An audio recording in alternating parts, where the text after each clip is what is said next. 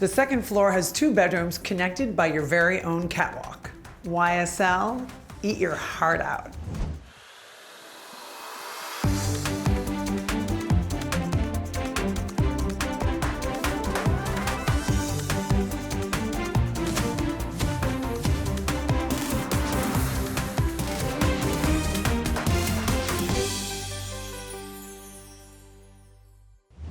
I'm Sara Gore, and welcome to Open House NYC, everyone.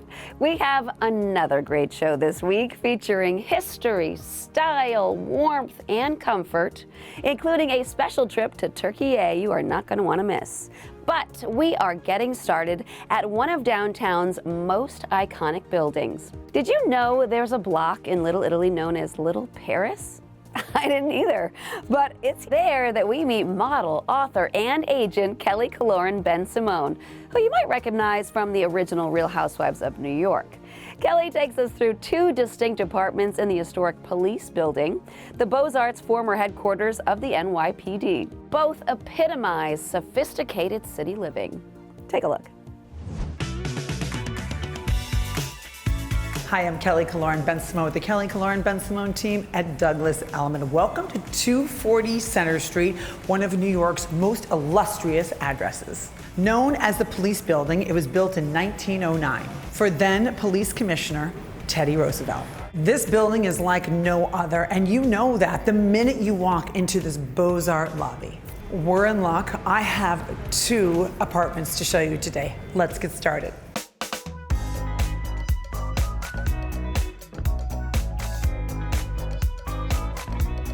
This apartment is filled with drama and style, and you get a sense of all of that in this great room. With ceiling heights of 14 feet, spectacular windows, Christian Liaigre-style bookshelf. This is an amazing room. And with a combination of antique and contemporary furnishings, you can entertain the most discerning guests. And these beautiful light fixtures were flown in from Paris. In fact, this neighborhood is known as Little Paris. Bienvenue. Not only is the interior well designed, but so is the layout, with kitchen and dining just steps away. Imagine yourself with close friends around this table.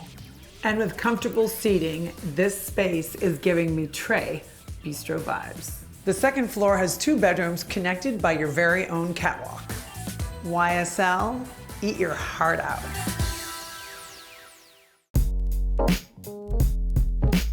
One thing I love about this apartment is the volume of this bedroom. In fact, many of the apartments in the police building are duplexes, and so you have just unbelievable ceiling heights. This bedroom has tons of closet space and its own glam area. And it includes a high design ensuite bath. And all this wall space is just perfect for your art collection. And as beautiful as this apartment is, I have one more to show you.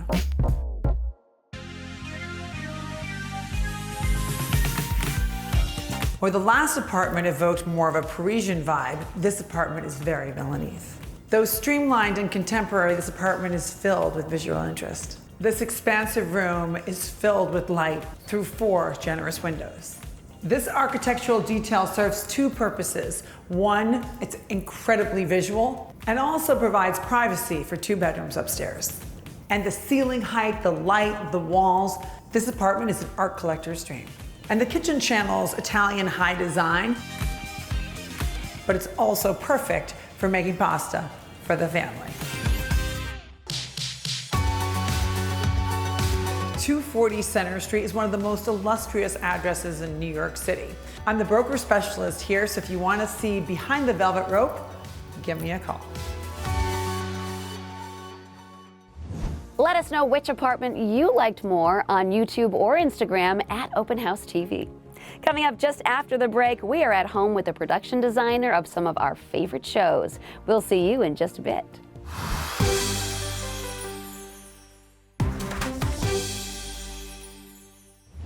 Welcome back, everyone. The life of a big-time production designer can be hectic, but James Pierce Connolly, one of the best in the business, knows the value of a beautifully designed space. Now he's showing us his Studio City home, a home that seamlessly blends family functionality with elegant open spaces for entertaining and a touch of mid-century glam, all set against beautiful views. Enjoy. Hi, I'm James Pierce Connolly, and I'm a production designer for The Voice, Top Chef, The Kelly Clarkson Show, so many things on TV, and I'm here to show you my house and how a production designer lives in Studio City. Inside my home, pressure's on, you're gonna see functionality for a family of 3 and another one on the way, plus 2 dogs. Let's go take a look. Hello. This room is the gathering space, and I actually totally renovated it and opened it up when I first bought this house. This carpet matches the other carpet, so the whole space is unified in one big room. I purposefully bought a giant stone coffee table, the same size as this big picture window, which we're honestly really proud of this view, that goes out onto the pool and into the canyon that we can see the Hollywood Hills in. I'm gonna give you like a little design tip right now. It's not about white anymore. It's about bones, creams, and an emphasis on warmth. And now these vintage orange chairs really marry into the whole space and color palette. And if this was the starting point of the home, it's just a couple of steps over to the kitchen. Now, I'm not a foodie. I just eat. My husband, Wally, he cooks. So when we bought this house, it was my design project to make him his perfect kitchen. And so we renovated this entire thing and put in this central massive island. When I found the marble, I still hadn't decided the cabinet finish. It was the marble that allowed me to decide, you know what? It should be black with a gray grain and then gray with a black grain. I picked this color as this kind of super warm, cozy moment. 90% of our life is right here, and these rugs are the heart of it. This is my take on a nursery. It is a vintage yet retro fun play space where we can be creative. The mobile is a disco ball. Why not? We added a monstera plant and a fun giraffe. We added gummy bears with lots of sprinkles, lots of color, lots of pattern, anything that I could do to stimulate and inspire my little one's mind.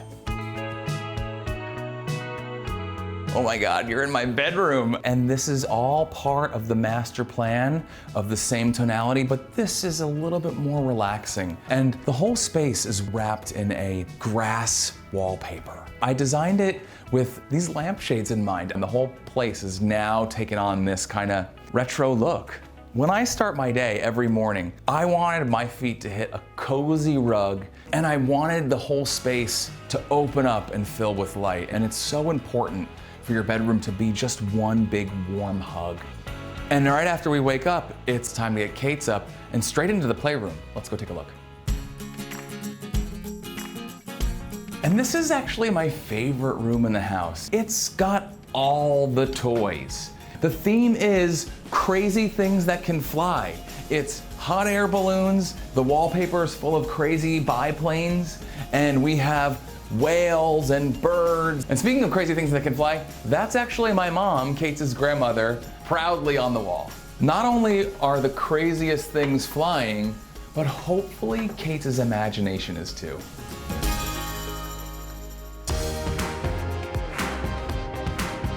That's it for the tour of my house. Thanks for coming by and checking it out, and I really hope you liked it. Coming up just after the break, we are off to Turkiye to explore the UNESCO World Heritage Site, Ephesus, one of the most impressive excavated ancient cities in the world. We're going to be right back.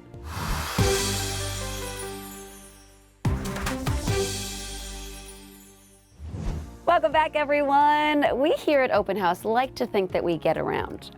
But we have never been to Turkiye. This beautiful country has it all: culture, architecture, natural beauty, and ancient history. Which brings us to Ephesus. Ephesus is located in the Izmir province at the western end of the nation near the coast, and it's been a major city for thousands of years. A fact you can't help be in awe of when you see it. Media personality Sibley Scholes and her guide, Gore, show us around. Enjoy.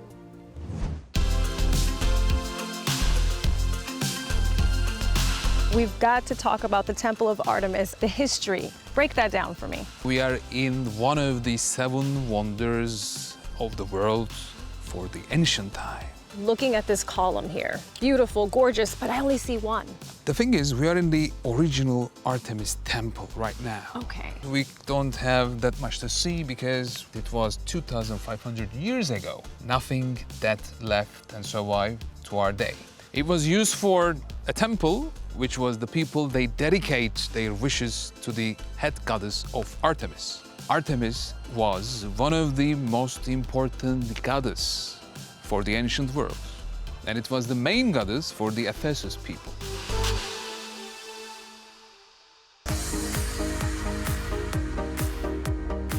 Koray, this is a UNESCO World Heritage Site, but why is it a must-see?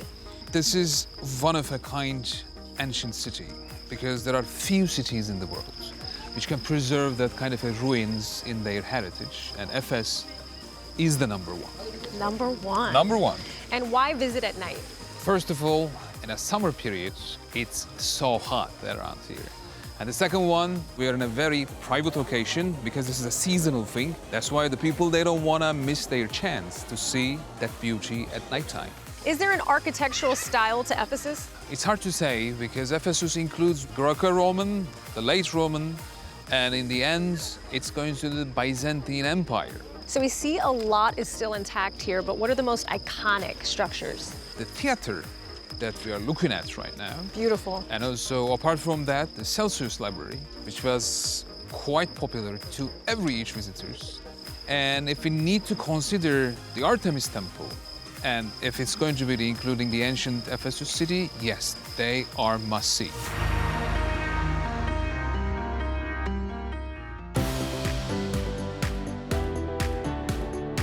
Well, Koray, thank you for showing me around. I know we've only seen a fraction of Ephesus, so that means I have to come back. You are always welcome in here, Sibley. Thank you, that means so much to me. And listen, if you've not been to Turkiye, you have to come visit and make sure you check out the city of Ephesus. There's lots to see here.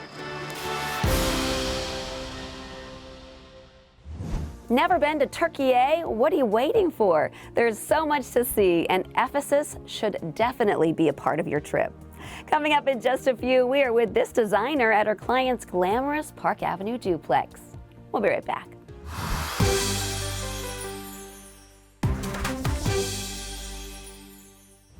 Welcome back, everyone. Now we're with interior designer Melanie Roy at this Park Avenue duplex on the Upper East Side. See how Melanie infuses contemporary sophistication into this pre-war home with shimmering textures, muted tones, and statement lighting, creating spaces that are both glamorous and comfortable. Take a look. Hi, I'm Melanie, principal designer of Melanie Roy Design. I can't wait to show you my newest project, this pre-war duplex on Park Avenue. As you know, the entry sets the tone for the whole apartment, and glamour plays a huge role in the design of this space. I installed white marble floors with crystal accent inlays that glisten as you enter the apartment.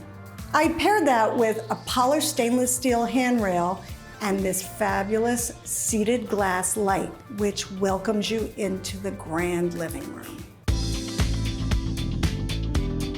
The challenge with this living room was creating an intimate spot for family and friends to gather. I accomplished this by placing 2 curved sofas across from each other. They're upholstered in gray velvet and almost feel like they're floating in the room on these acrylic mounts. I paired them with a faceted steel coffee table and halo crystal light above. It's like jewelry in the home. I anchored the sofas in front of the fireplace, which is the focal point of the room. I selected silver leaf glass wall panels and installed 2 acrylic etched consoles on either side of the fireplace with playful art above. And this sexy steel and glass bar is the perfect spot to welcome guests with a cocktail. One modern element I did add was a large opening between the living room and the den to encourage flow for entertaining. This den also serves as a formal dining room.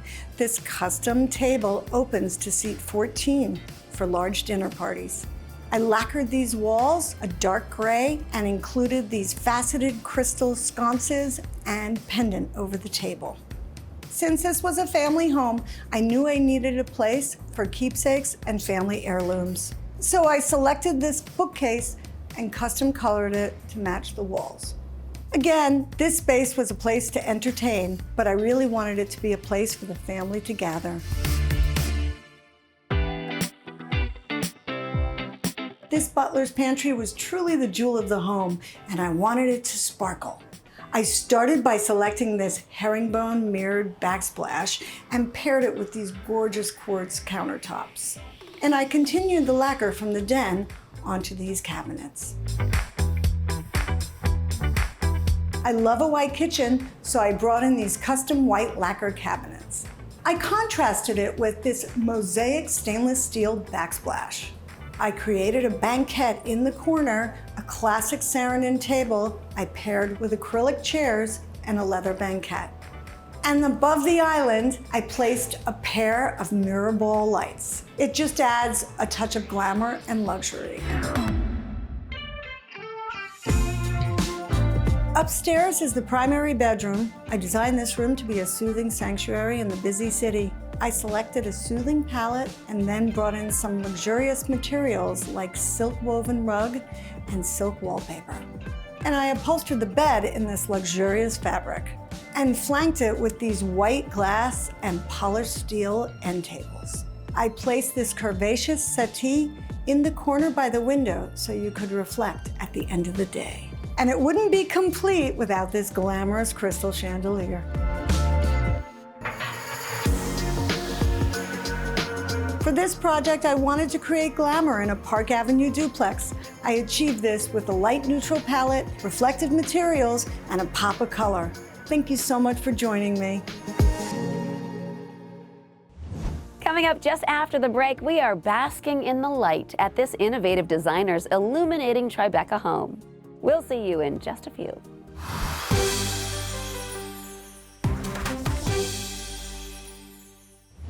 Welcome back, everyone. Now we're with designer and author Lee Broom, whose own Tribeca penthouse duplex is a fitting celebration of his innovative style and unique aesthetic. Take a look.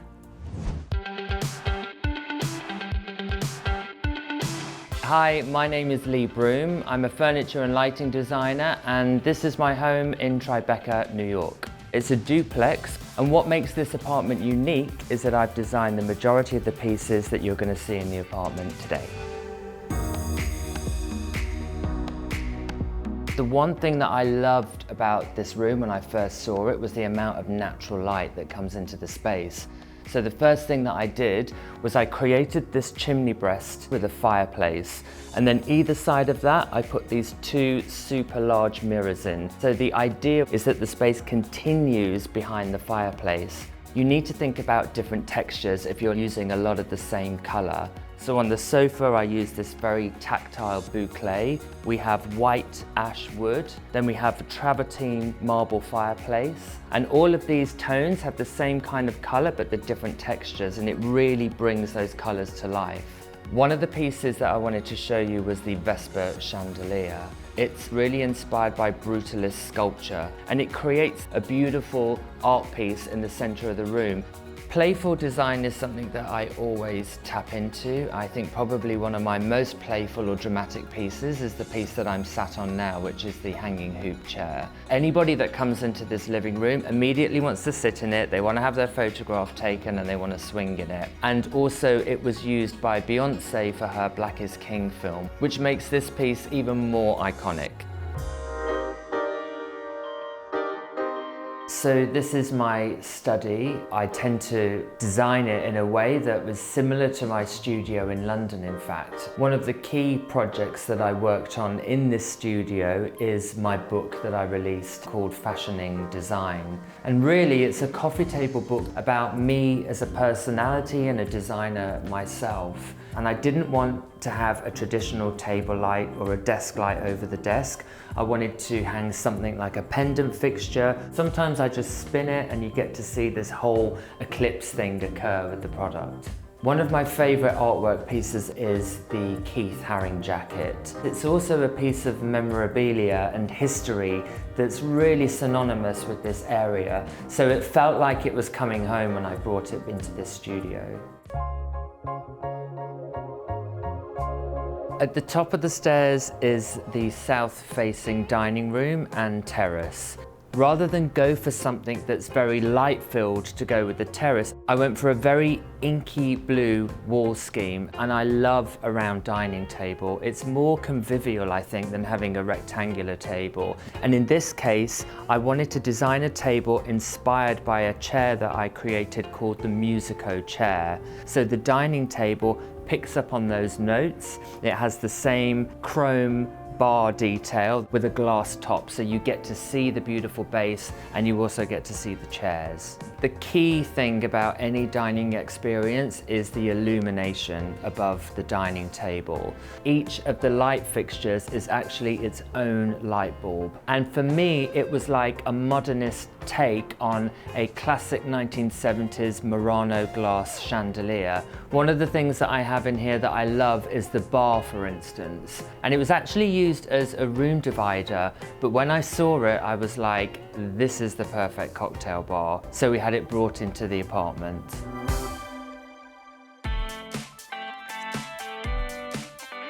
I'm so lucky to have an incredible terrace in New York with these amazing views with One World Trade Tower and a water tower, classic New York. And one of the things that I wanted to do on this terrace was create one of my own furniture pieces. So we produced my Musico chair and made it for outdoors.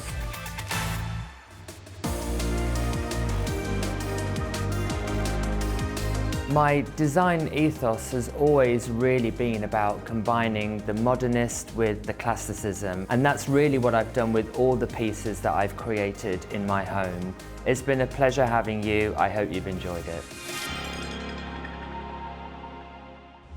Give this video a thumbs up and let us know which of these gorgeous homes featured in this episode was your favorite. So many to choose from. Which will you pick?